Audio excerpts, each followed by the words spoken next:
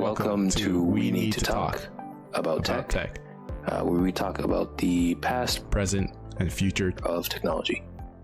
On this week's episode of the podcast, the Activision episode, we talk about Microsoft buying Activision Blizzard. The biggest deal in video game history. Okay. Very recently, I guess yesterday, there was a deal where Microsoft purchased Activision Blizzard, the gaming studio, and it's going to be the biggest acquisition of all time in terms of gaming. Now, they are buying Activision Blizzard for a reported $68.7 billion. Now, it hasn't officially closed yet. This is kind of like, I guess, the terms that they've reached together. And it's not supposed to close until the fiscal year of 2023. This is going to go down as, Microsoft's biggest purchase ever. Their previous biggest was LinkedIn, which was $26 billion. This is the largest acquisition in gaming history, and this is also their largest in gaming history. Like I said, their largest ever. It's nearly 10 times the deal for Bethesda. I think it was last year we were talking about them buying Bethesda for $7.5 billion, and we were talking about how big of a deal it was at that time. This is almost 10 times that. This makes Microsoft the third largest gaming company in terms of revenue around the world, behind Tencent and Sony. And it gives them access to numerous IPs and numerous properties like Candy Crush, Overwatch, StarCraft, Skylanders, World of Warcraft, Call of Duty. So this is a very big deal. This is a blockbuster deal. What are your thoughts on, just the sheer size of this deal? And also, what do you think it means for the future of gaming? Yeah, so this is gigantic. And you're absolutely right. Like, this is so gigantic that, for context, if you want to compare this to some other gigantic deals, Disney purchased Fox, almost the entirety of Fox, $71.3 billion, which is only, in quotes, only $2.6 billion more than this acquisition. And that's pretty crazy, right? Like, Activision is, or at least was, at one point, the largest third-party publisher out there. Before Tencent kind of had this huge rise and kind of took people by storm, kind of surprised people, Activision was the go-to, specifically Activision Blizzard, once they had that merger, was the go-to for the largest publisher in the world. And that came off the backs of things like World of Warcraft and Call of Duty. Call of Duty is year after year the biggest game in terms of sales, including this year. Every holiday season, everyone always gets Call of Duty, and it always, destroys sales charts. So the idea that could now potentially be under Microsoft is pretty crazy. And like you mentioned, this deal is not done yet. It's still in the closing phase. And like you mentioned, it is planned to be closed by fiscal 2023, the fiscal year of 2023, which is generally between July of this year and June of next year. So sometime between July of this year and June of next year, Microsoft expects to close this deal. But it's not a guaranteed thing, right? Governments can come in, the US government can come in and say potentially this is an antitrust issue or an anti-competitive issue, or just, two giant companies, one giant company buying up another giant company like this isn't something that they want to have going forward. And this is actually built into the deal. So if this deal does not go through, Microsoft will pay Activision Blizzard around $2 to $3 billion if this deal falls through. So this is really interesting, and it's kind of a big shakeup in the video game kind of world. But some people think that this is absolutely necessary. Activision has been in has had a lot of issues over the past few years. With a lot of its executives and higher ups, including its CEO, to the point where the company has been sued by the government of California for having a culture that centered around discrimination and harassment. So, and even leading up to this point, both Microsoft and Sony have been very public about reevaluating whether or not they want to continue doing business with Activision. So this was a big kind of time for these big companies to decide what they're going to do with Activision. Are they going to not allow Activision to sell games on their consoles anymore, which would be, detrimental not just for the company of Activision, but so many gamers who rely on these games, right? But, Microsoft in particular, Phil Spencer, who was the head of like Xbox, talked very openly about the issues with Activision. And it's still unclear on how long this deal was in the works, but there was definitely a huge tail leading into this. Whether or not this was a discussion before a lot of this issue started happening, or this is a reaction, Microsoft's reaction to these issues, we don't know. But there's kind of a few interesting things that happened here. So because of the issue with Activision Blizzard and its CEO, Bobby Kotick, there was actually, in November of last year, November of 2021, over 1,000 employees signed a petition to have him removed. But unfortunately, I think it was 1,900. 1,900, yeah. 1,900 out of 10,000. Out of 10,000. Well, and this is the interesting thing. Activision is a huge company. There are so many employees on that company that are not in video game development and don't deal with Bobby Kotick specifically. And I imagine like the amount of people that actually had contact with them, we've seen very public, a lot of employees speak out against their CEO, and a lot of them talking about how they don't even feel like the work environment is really all that safe, or a good place for them to express their creativity, because there's so much negativity around the company. If they release a game, it doesn't really matter how good it is, because unfortunately the Activision name is going to kind of hurt their game. But the interesting thing is, we don't know what would happen to the CEO of Activision Blizzard once this merger happens. There's been a lot of talk about whether or not he would step down, or someone's going to replace him. But the one interesting thing is, with this deal, we did get an update on Phil Spencer's title. He has now been named the CEO of Microsoft Gaming. So not just Xbox, but the CEO of Microsoft Gaming, and said in a letter on Xbox.com that once this deal is completed, Activision Blizzard will report directly to him. So it's kind of interesting. This feels like Microsoft trying to solve an issue with for a lot of people, the world's biggest gaming company that feels like it's been going on for a really long time. And this seems like this might be their solution, but I think that might be a little bit optimistic. We'll have to wait and see whether or not they actually do manage a shakeup here. But yeah, this is an enormous deal. The skeptic in me really makes us think this is all about money, because who wouldn't want to own Activision and Call of Duty at this point? Definitely, yeah. Just, I guess, a bit more on the whole Bobby Kotick situation. From what I've heard, what I've read, he's currently staying on as CEO, while the deal is still going through. And he's currently reporting to Phil Spencer, the head of Microsoft Gaming, as you said.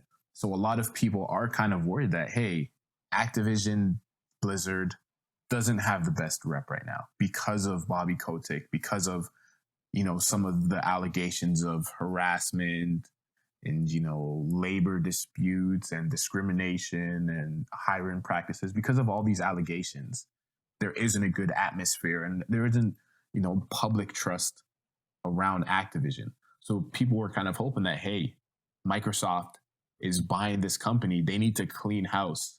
They need to get rid of upper management so they can start new. So one kind of worry that people have is, okay, you're buying this company, you're spending all this money, but if you don't really change the culture of it, then why would we, one, decide to trust Activision? Yeah. Whether it be someone who's working in the gaming industry or who just wants to work for Activision. And two, why would we trust Microsoft? If you buy this company that everyone knows, there have been, as you've mentioned, there were lawsuits against them. They have publicly been, put in the press to say, hey, this is not a good company. This is not a good atmosphere. If Microsoft doesn't do anything to change that, it kind of well, not kind of, it definitely reflects poorly on Microsoft too. And just some more about the numbers from this deal, if it does go through, Bobby Kotick, the current CEO of Activision Blizzard, would get a $390 million payout from the deal. Not a bad payday. Yeah. But you said, a lot of it probably has to do with money. When you look at what Microsoft has been doing, right? They've been buying up gaming companies, it seems like left, right, and center. They've been trying to build up their catalog, and a big part of that, and probably what a big part of that is Xbox Game Pass. Mm-hmm. They have quite an extensive library of old games, and they have a pretty good deal where whenever a new game comes out for Xbox, it's released day and date on Xbox Game Pass. Them buying Activision Blizzard adds to the games that are coming out in the future, but it also adds that back catalog of games that's already so extensive. Yeah. And just some more numbers. Right now, Microsoft Game Pass is at 25 million subscribers. And 1 year ago, this time, it was around 18 million. So I wouldn't be surprised to see that, hey, if this deal does go through and you add the entire back catalog, or, as much as you can of Activision Blizzard, you add their back catalog, and then we're talking about more games in the future that are coming out day and date on Game Pass. I think we're going to see these numbers explode. Yeah. Right. And not to mention, we're talking about how successful or how beneficial this could be for Microsoft. Sony, one of their direct competitors, their stock dropped 13% today as soon as this news went live. So not only is it people are seeing, okay, this is great for Microsoft, or this could be great for Microsoft, this could be great for Xbox. People are also recognizing, hey, Sony isn't looking so promising anymore. And it makes me think about what we were talking about last week, what you mentioned about Game Pass, right? Game Pass, I see it more and more. It's going to be the future, right? Back when Xbox Series X first launched and PS5 first launched, we were saying, at some point Xbox is going to stop selling consoles and they're just going to focus on Game Pass. Well, the way they're buying these companies, it definitely seems like they're focusing on their subscription service, right? Because if you can offer all these things from all these different companies, you don't really need to sell physical games, especially if we talk about Game Pass possibly coming to TVs. Not that it's been announced, but But I'm interested to know, what are your thoughts for this on the entire landscape of gaming, them buying Activision Blizzard, them adding to their already extensive catalog of games and gaming studios? Yeah, so this goes back to what I was saying when they bought ZeniMax and Bethesda. I was not super positive about that because, one, I think the purchase for Bethesda specifically was good for Bethesda, because Bethesda is a type of company that makes a lot of single player games in a market where those don't sell the best. And they want to empower their developers to be able to make whatever games that they want to make. But at some point, they need to make something that brings in the dollars that allows those doors to stay open. So they did that with things like Fallout 76 that, was not great for a lot of people who loved Fallout, but it was a live service game that was designed to bring in a ton of money, which allowed for games like Prey and stuff like that to exist. So when Microsoft buys a company like that, they don't need to worry about live service games anymore because they have Microsoft behind them. So on that standpoint, that's great for Bethesda. But the problem that creates is almost like a militarization between Microsoft and Sony of who can pick up the most amount of studios. And the reason why I thought that was a big problem, and I thought this was a problem even before that purchase, I feel like kind of Sony started it, was this idea that every single company, specifically Microsoft and Sony, are going to buy up all the exclusives they can, to the point where the games that you're playing on PlayStation are going to be absolutely completely different than the games you're playing on Xbox. And there's going to be almost no crossover, which is not something I'm a big fan of. And, to bring this into perspective, Sony has done a lot of purchases in the past as well. They bought Sony Bend in 2000, Naughty Dog in 2001, Guerrilla Games in 2005, Media Molecule in 2010, Sucker Punch in 2011, going on and on and on, Insomniac Games in 2019. They have purchased so many studios, not to mention the fact that they purchased exclusivity deals for Final Fantasy VII Remake and Final Fantasy 16 and that other Square Enix game that I can't remember the name of. But yeah, they have a great relationship with Square Enix where they're getting a bunch of exclusives. And they also have a great relationship, very weird relationship with Disney, where they're somehow, Disney's just giving them everything. They got exclusive Star Wars games. They got exclusive Marvel with Spider-Man and Wolverine. So clearly, you know, there's this idea of we have to buy as many exclusives as possible. And Microsoft is feeling that pressure as well. We have to buy as many exclusives as possible. And I don't think that's necessarily great for the gaming landscape. For, you know, all of these two companies to essentially own everything. When it could have been a lot more spread out. So overall, I definitely think this deal specific with Activision is so far overboard where it feels like a big problem for a company like Sony. Because if there is a future where Call of Duty does not exist on PlayStation, that hurts. Mm-hmm. That is painful for PlayStation because that's the biggest game. That's literally the biggest game. And I don't know if Microsoft will make it exclusive. There's a lot of people speculating that they will, but I just can't picture that happening. I could imagine a situation where it's available on Game Pass. So if you're a Game Pass subscriber, you don't need to buy the game, and maybe you get exclusive maps that you can't play on PlayStation, similar to if you remember when we used to play Destiny. Some of the best guns were not available on Xbox. No Hawk Moon on Xbox, right? No Hawk Moon. And certain maps, some of our favorite maps, weren't available on Xbox either. And that was a big thing that you know sold, you know, Bungie, one of the greatest first-person shooter developers in history, in video game history. You know, brought a lot of people over to PlayStation, and it's just crazy to think that Activision, Infinity Ward, you know, all of these companies that make Sledgehammer games, that make Call of Duty, could potentially be exclusive to Xbox. That's a huge blow to Sony. So I could understand why their stock would kind of respond in that way. That being said, I definitely don't think, as someone who is probably, I wouldn't say I'm an Xbox fan, but I'm definitely more on the Xbox side than the PlayStation side, probably somewhere in the middle. But yeah, it's not something I'm a big fan of overall, because obviously Sony's going to have to retaliate, right? So what does that mean? Sony's going to buy Square Enix, or Sony's going to buy EA, which I don't know if they can. I don't think they have the money to buy a company like that. But, you know, that's dangerous. Who makes 2K? But, well, definitely not for that. Could you imagine if that would be impossible? But if they bought 2K? Yeah, 2K could buy everybody. They're they got Call of Duty. They got Grand Theft Auto, so they don't need to worry. Oh yeah. But okay, just to interject, imagine if not Call of Duty, if Grand Theft Auto was a PlayStation exclusive, because for quite some time it was a PlayStation exclusive, wasn't it? So if they say, hey, you know, we've had such a storied history together, there have been so many, you know, Grand Theft Auto games that were only on PlayStation.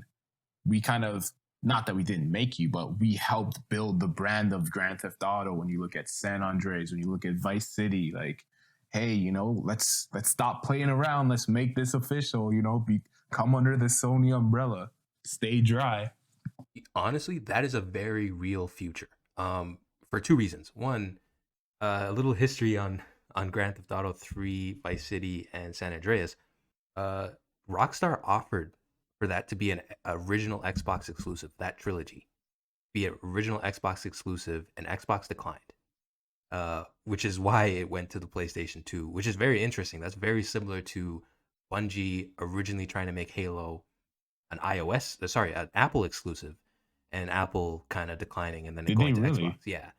So this is kind of like that kind of situation, but also you're absolutely right. If there is a future, to me, especially all of the controversy around Activision Blizzard aside, if this was a situation where there was no controversy around Activision Blizzard and this purchase happened, This is, to me, the perfect kind of signpost to say, at Microsoft, we do not care about selling consoles. Consoles do not matter. What we care about is Game Pass. So in that case, if Xbox at some point starts selling less and less consoles, why would Take-Two, 2K, and Rockstar care about having Grand Theft Auto on an Xbox console? Because they're not going to put it on Game Pass. They want all those dollars from the $70 to $90, game sales. It's a very real future where you could see a partnership between Take-Two, 2K, Rockstar, and PlayStation to get that exclusivity back. And I think that would be huge because, once again, that's just the kind of setup that this thing creates. It's like Sony makes a move, Microsoft makes a move. Sony makes a move, Microsoft makes a move. Microsoft makes a move, Sony makes a move. And I feel like this is just them trying to stock up for the future. And we've heard rumors that, hey, Sony wants to start a Game Pass competitor as well. So they're going to need to build that up with a back catalog too. Who knows? Maybe you hear next week that Sony buys Ubisoft.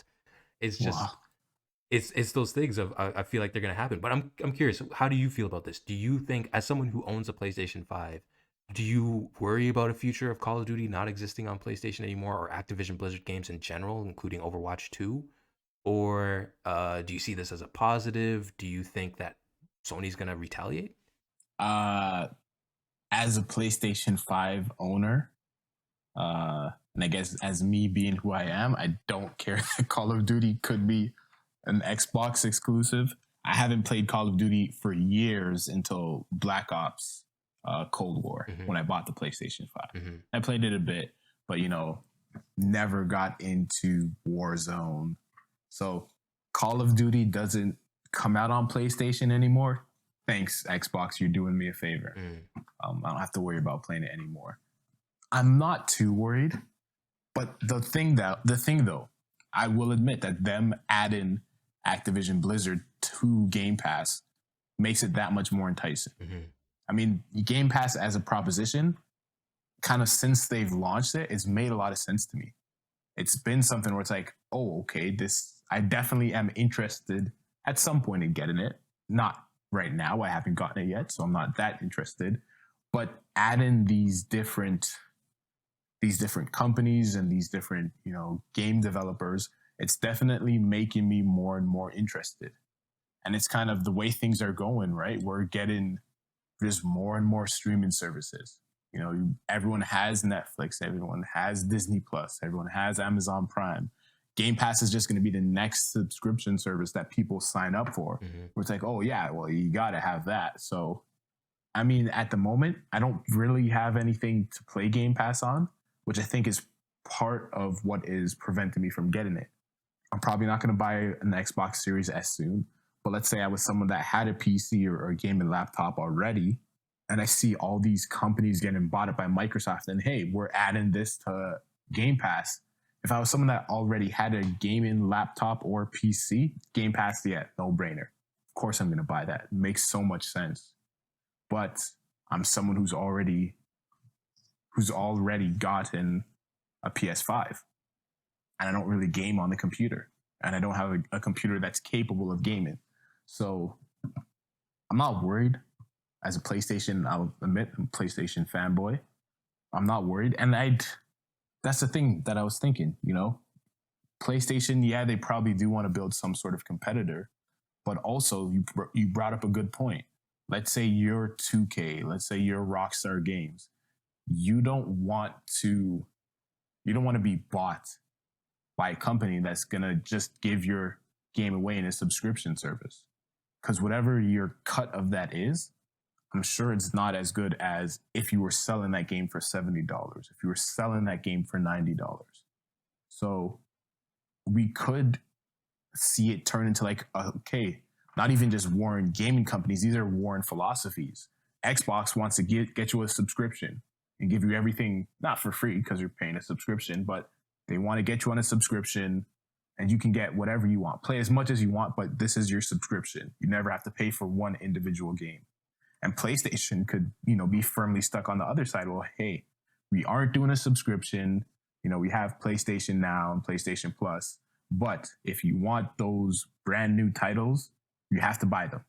You can buy them digitally because everything is going digital now, but you have to buy each game. You want the new Spider-Man, you got to pay for it. You want the new Assassin's Creed, you got to pay for it. You want the new, I don't know, Kenna's Bridge 2, you got to pay for it. Mm-hmm. So I think, hey, they could launch a streaming service too, but I'd be very intrigued to see them kind of be two opposite philosophies in terms of how gaming should move in the future. Because I think that both sides would have their, I think both sides would have their people backing them up. Yeah. PlayStation would have someone that says, hey, why am I going to pay $120 for the year? Yeah, I could play all these other games, but I'm not going to. I'm not interested in all those other games. There's like one game a year, maybe 2 games a year that I want to play. So I'm just going to buy those games outright. Yeah. Yeah, I'm firmly in that boat. Like I play 1 or maybe 2 games a year. But I don't know, maybe something like Game Pass would change that. Maybe, because it's more affordable than buying. Those games, unfortunately, where we are very expensive. Getting up to $100 with taxes per game. So, but you brought up a good point with a game like Kena, right? If you're a third-party developer and you're making a small indie game, the amount of money that you can make if it's on a streaming service is so limited. Sure, it's safe. Like the game is probably not going to flop because you're going to get a solid payout. But it also means that you're probably not going to hit it big and get everyone to buy your game, whereas if it was on retail. So I guess for developers, it's kind of a catch-22 of like, yeah, it's safe, but it's not necessarily, the biggest thing in terms of making the most money if it's on a streaming service. But what would you prefer, honestly? In an age where we all use Disney Plus and Netflix and all that, would you prefer a future of streaming in video games if it's something that you're actually, interested in, if it's like something you do a lot in your pastime, or would you prefer the old method of, okay, you're going to buy $100 game every 3 months or something like that? You brought up a good point. The way prices for games are going, I'm leaning a lot more towards the subscription service. $100 a game doesn't sound like fun. Especially, we'll see what prices for Game Pass end up being, because them adding all these developers and all these other gaming companies on, they're not going to keep it the same price. It's going to probably raise each year like Netflix does. Yeah. Right. But as prices of individual games keep on going up, I'm probably going to lean towards the Game Pass side. But also, as I said, I'm a PlayStation fanboy. I love the Spider-Man games. Those are some of my favorite games out, period. Mm-hmm. I'd say probably those, the Batman, Arkham Asylum games, some of my favorite games, period. So I guess, hey, if they're available on Game Pass, and it's kind of like, well, why wouldn't I just buy Game Pass? Yeah. Right? Because it's, let's say, $15 a month. I could play that game as much as I want. I would have to, let's say, $15 a month. Let's say buying it outright for PlayStation is $100. How many times can I play that game until I get my $100 worth, right? And then at some point, let's say I beat it in the first month, then there's a new game that comes out. Halo Infinite 2 comes out, and I want to play that. Well, hey, I'm already paying $15 a month because I wanted to play this new Batman game. Let me just play some Halo 2. It's definitely better for the consumer, I guess. Yeah. This game streaming method, it's definitely better for the consumer. But I don't know, maybe I'm just old school. Maybe I've just been brainwashed for so long by the gaming industry that I have to buy the new Call of Duty every time it comes out and buy the new NBA 2K every time it comes out, even though nothing ever changes. Game Pass actually makes a lot more sense. Well, I'm with you on that one, because I feel like we're from a generation where even buying digital games doesn't feel as cool as like getting a physical copy with the box and stuff like that. Like usually if I want to buy a game, like for example, I really like Kena, I now see that there's a physical version. I want to get it. even though I bought it on PC. There's no physical version on PC. I'll probably get a physical PS4 version just because. But yeah, that's definitely a part of the old system. But I'm curious with this whole Activision Blizzard Microsoft deal.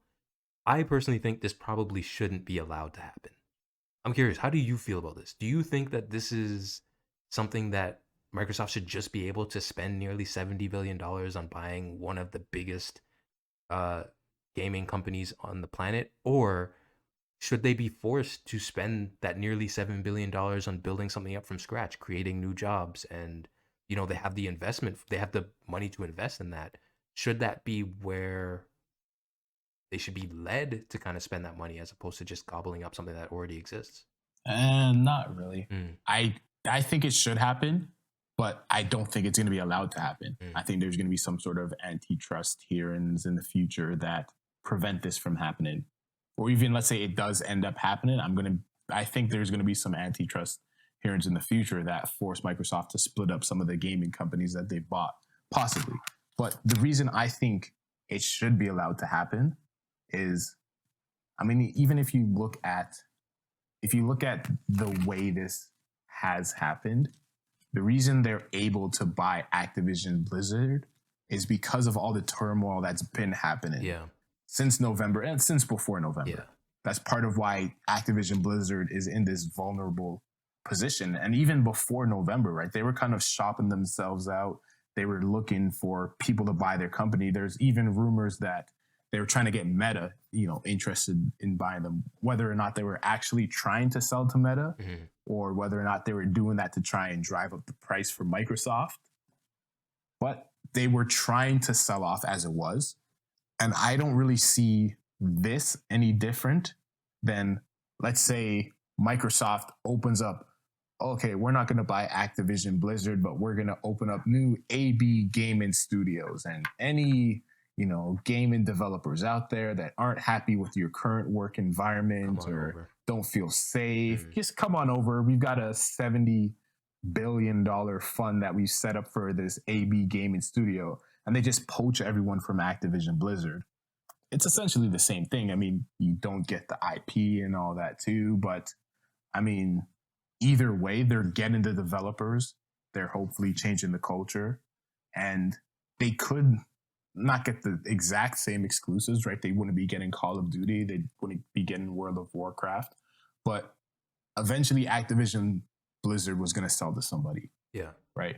So why not Microsoft? Personally, I'd rather it be Microsoft than Meta, for instance. It's funny that you bring that up because there's a lot of sentiment around that, especially when it comes to the Activision Blizzard kind of fiasco with its leadership. A lot of people believe, you mentioned earlier in the podcast about culture. There's one really cool thing about, I mentioned this before when Microsoft bought Bethesda. I said it was my two favorite gaming executives coming under one roof with Pete Hines and Phil Spencer. And the reason why is, if anyone remembers when the Xbox One launched, the culture around Xbox was very different. It sucked. No one liked Xbox at that time because it was just a really kind of stupid culture that didn't really focus around, making video games. And it showed because Microsoft didn't make any video games at that time, especially no good ones. So Phil Spencer kind of really changed that culture around. And in their post on Xbox.com, they showed their breakdown of, faces that we've seen in, Microsoft presentations. And you can tell, there's a huge culture that's focused around video games. And a perfect example of this is Halo Infinite was supposed to launch with the Xbox Series X.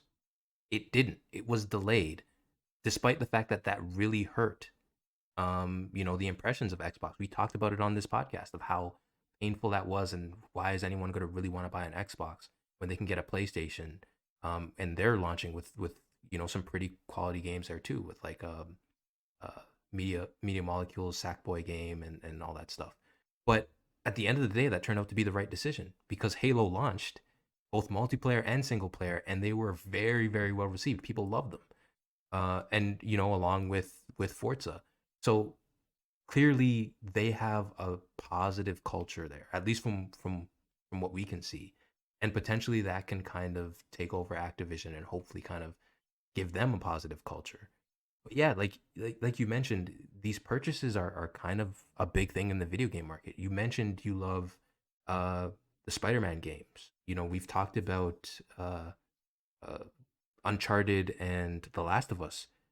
Those games are under Sony because they purchased those studios. They purchased Insomniac Games. They purchased Naughty Dog. They purchased Guerrilla Games, who's the makers of Horizon, which is going to be their next big game next month. So yeah, this is not unheard of for the video game market. It's just crazy that it's a studio of this size that could get picked up for this amount of money. It just goes to show how much money Microsoft has to throw around. Yeah, really, how much they have to throw around. Well, I was gonna say, you mentioned that you love the Batman Arkham games. There has been talks of, Warner Brothers has sold off a lot of their stuff to the Discovery Network, and Discovery, there's been talks that Discovery maybe wants to offload some of the stuff, potentially like DC, potentially like Warner Brothers Interactive, which is the company that makes their video games. Would you think it would be a good kind of retaliation for Sony to potentially purchase Warner Brothers Interactive and have exclusivity to Batman games and Lord of the Rings games and stuff like that going forward? I think that would be a brilliant move. If they did that, I'd be 100% behind that because I have a PlayStation. But no, yeah, I think that would be an amazing retaliation. But I don't really know if it's necessary, right? Because, talking about Call of Duty being an exclusive to Xbox, I'm curious to find out how many units they move on PlayStation, how much money they make off of PlayStations, and if it would really be worth it for Microsoft, for Xbox, and even if you'd like to look at it for Activision, the company that they're buying, Yeah. right? Is it worth it to take away like possibly half of your customer base just to say that, hey, this is Xbox exclusive, especially if you're not interested in, moving consoles moving forward or selling consoles moving forward. Yeah. Like, why would you essentially cut off your nose to spite your face? Like, so I could see some like World of Warcraft. No one's playing that on consoles. Overwatch. Okay, I could see maybe that would be a bit of a hit, but not as big of a hit as Call of Duty would be. Same thing. Let's say if, PlayStation somehow went out and bought 2K games. I also think that, hey, there are a lot of people playing 2K games on Xbox also, spending a lot of money just purchasing these games, not to mention in-game purchases. Yeah, it would be cool to say this is a PlayStation exclusive, but also like, look at all the money you're kind of passing up there. And as you said, and as I've said, this is definitely about money for them. Yeah. So, 70 people just don't have $70 billion laying around and not expect to get more than that back in return. So I think exclusives to some extent, yeah, hey, it's definitely going to be a selling feature for your future consoles or your future services. But I don't think we're going to see as much. I don't think we're going to see as much exclusivity as as some people are worried about. No, I was just gonna say, completely agree with you. There's 100 and I don't know, probably almost 120 PlayStation 4s out there, and then maybe another 120 million PlayStation 4s out there, and probably another 30 million. 120, damn, that's all. And probably another 30 million PlayStation 5s. That's 150 million consoles that, there was a lot less Xbox Ones out there. No one really bought an Xbox One. There's more than double PlayStation 4s than there are Xbox Ones out there. So the idea that you would cut off that is the majority of where you're getting your sales from, right? Is from PlayStation. To cut that off from a game like Call of Duty doesn't really make much sense. And I agree with you. I would find it very hard to believe that they would make Call of Duty exclusive going forward. Yeah. And they could still do it. Hey, we're putting Call of Duty on Game Pass moving forward. So if you have Game Pass, you get it as like day and date. As soon as it comes out, you get it. If you don't have Game Pass, well, screw you. You got to pay $100 for it. Yeah. I could see them doing that. Yeah. But I don't see them saying, okay, no, hey, PlayStation people, you can't buy this game. We're not going to let you give us your money. Which I don't see them doing that. Is exactly what they did with Minecraft, right? Like Call of Duty also exists on mobile. Call of Duty Mobile is a huge game. I think that's so same thing with Minecraft. Minecraft is on everything. And I would imagine Microsoft would want to continue for Call of Duty to be available on everything. Mm-hmm. A different spin on this.